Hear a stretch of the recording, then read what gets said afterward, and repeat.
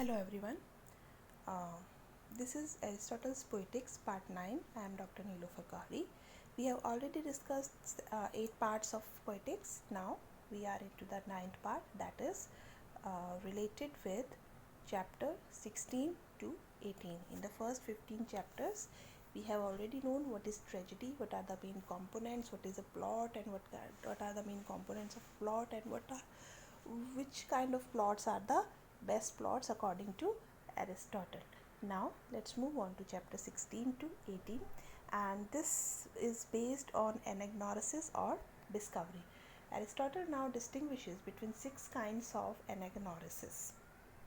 First, there is recognition by means of signs or marks, such as when Odysseus' nurse recognizes him by virtue of a characteristic scar. So, first is by recognition of some sign or some mark. Next, Aristotle considers this the least artistic kind of anagnorisis, usually reflecting a lack of imagination on the part of the poet. So, if we are talking about this signs or marks for the as the object of discovery or anagnorisis, Aristotle does not consider is this kind of plots under the best plots, because this shows that the poet has lack of imagination on his part, and he could not imagine anything but the could only create sign or mark to uh, present or to uh, create situation of anagnorisis in the poetry. Second, which is also distasteful to Aristotle, means Aristotle dislikes it along with the first kind of anagnorisis, is a recognition contrived by author. In such a case, the poet is unable to fit the anagnorisis into the logical sequence of the plot, and so it seems extraneous. So, these kinds of anagnorisis, which the plots which carry such anagnorisis are something somewhat as if they do not fall into the necessary sequence of the uh, drama or the tragedy, as a logical does not fall into the logical sequence of the tragedy. Rather, they seem to be extraneous or intruded or included by the poet by force. So Aristotle again dislikes this kind of anagnorisis or these kind of plots. Third is recognition prompted by memory. The third kind of recognition or anagnorisis is prompted by memory. A disguised character may be prompted to weep or otherwise betray himself when presented with some memory from the past. When he is shown some memory from the past, some incident from the past, like in many dramas we see that the character is exposed to some particular incident, and it revives his memory, and this is again a kind of anagnorisis or discovery. So this recognition, which is prompted by memory, is a disguised character and that may be prompted to weep or otherwise betray himself when presented with some memory from the past. This is the third kind of recognition, third kind of anagnorisis according to the writer or Aristotle. Now the fourth kind of anagnorisis is the second best kind of anagnorisis. Aristotle ranks him second among his list of favorite anagnorisis or favorite discoveries. It is where the anagnorisis is only the reasonable conclusion of an agent's thought. Okay, the thought which are into the drama, into the mind of the character or the agent. He calls the character the agent. Logically comes into his mind, and it becomes a reasonable or logical conclusion that comes to his mind, and it becomes his discovery. So Aristotle somewhat likes this kind of anagnorisis.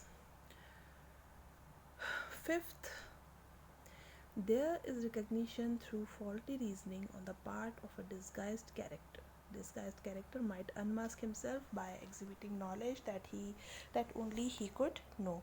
So in this kind of recognition, the faulty reasoning, the reasoning which was since used by the character, and till now, and it was at fault on the part of a disguised character who had disguised himself so far, and he unmasks himself and exhibits the knowledge that only he could know, shows the knowledge which only that disguised character could know, no one else could know. So this is again a kind of anagnosis or recognition. So like Aristotle is giving these different kind of anagnosis, different kind of peripetine is Aristotle to give an outline to the poets so that they can use better way to write their drama, write their tragedies.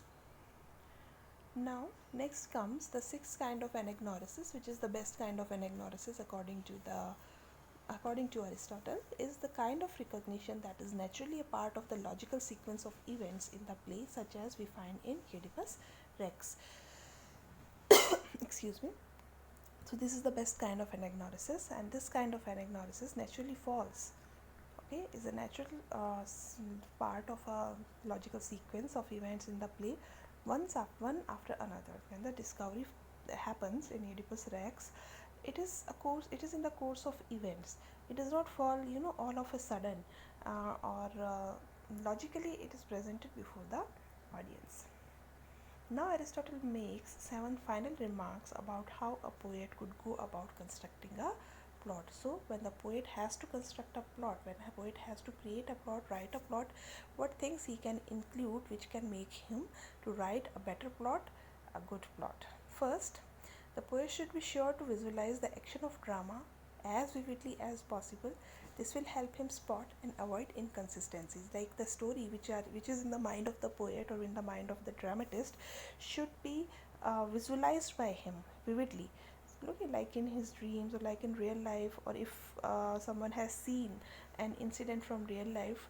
So this can increase the chances of avoiding inconsistencies in the drama, and this would be a very you know logically solid kind of action and drama tragedy. Then he says the poet should even try acting out events as he writes them. If he can himself experience the emotions he is writing about, he will be able to express them more vividly and to create, like in the first step, he said that the poet should visualize the action of his drama as vividly as possible. To create this effect, he says that the poet should even try to act events as he writes them. When he is writing the events, he should try to act them. He should try to be an actor of those events, so that what he is writing about, he will be able to express them more vividly before the poet. If you have experienced what you are writing, like in autobiographies or into an incident which is inspired from the real life, it is more easier for the poet to write or poet to create more vivid and more effective kind of writing, because it helps the poet to um, visualize each and everything, and he can easily and vividly write whatever he has experienced himself, so he can try to act the characters he is writing about. Then he says the poet should first outline the overall plot of the play and only afterward flesh it out with episodes. So when he is writing, he should not write into the episodes. He should write a full plot, a complete plot on its own in the beginning, and then after completing the plot, the poet can divide the various parts of the plot into episodes. These episodes are generally quite brief in tragedy but can be very long in epic poetry. So he has already differentiated between tragedy and epic poetry, that epic poetry is of longer length than tragedy. So there can be many things included in epic poetry. It has a scope of including many things, and it does not the tragedy does not have that scope like epic poetry, because it is not that long in length. Because the reason behind it is that Aristotle says that it revolves around 24 hours. The period which is observed into writing the tragedy is a period of 24 hours. Aristotle reduces the entire plot of the Odyssey into 3 sentences, suggesting that everything else in the poem is episode. So he says besides three important sentences or three important incidents, otherwise it is episodes and nothing else. So he thus criticizes Odyssey. Now he next says that every play consists of daisies or complication and luces or denouement. Daisies is everything leading up to the moment of peripety, okay, that what we call climax or the uh, moment of highest complications into a drama, and luces that everything from peripetia onward, and after that reversal or after that climax, whatever happens and whatever leads the drama towards its end, the tragedy towards its end, is known as peripetia. Okay, so every play must consist these two things, that is disease or complications, or luces or denouement. There are four distinct kinds of tragedy, and the poet should aim at bringing out all the important parts of the kind he chooses. Four distinct kind of tragedy. First, he says that poet should aim at bringing out all the important points, whatever kind you choose. Okay, you should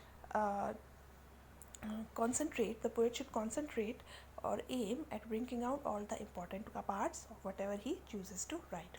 First, there is complex tragedy made up of peripety and anagnorisis. Second, the tragedy of suffering. Third, the tragedy of character. And fourth, the tragedy of spectacle.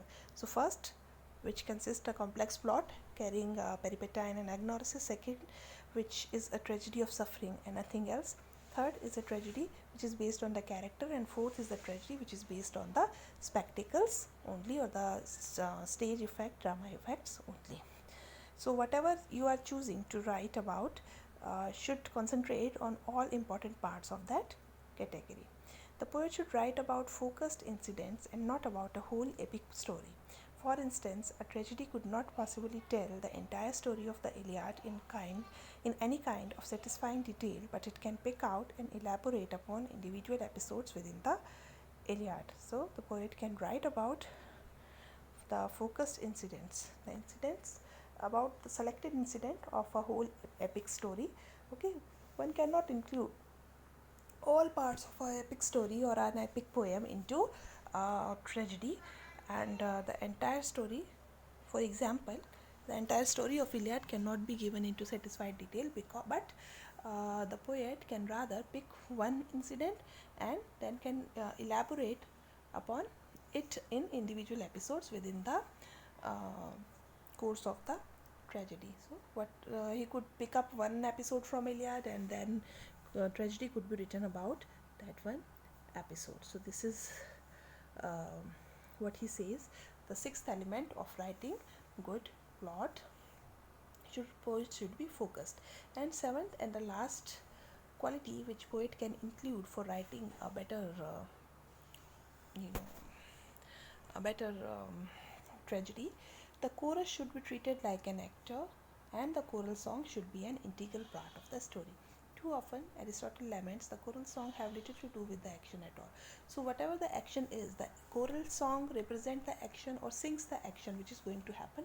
So Aristotle says that it should be given equal emphasis, and the choral song should be given equal emphasis, and it can be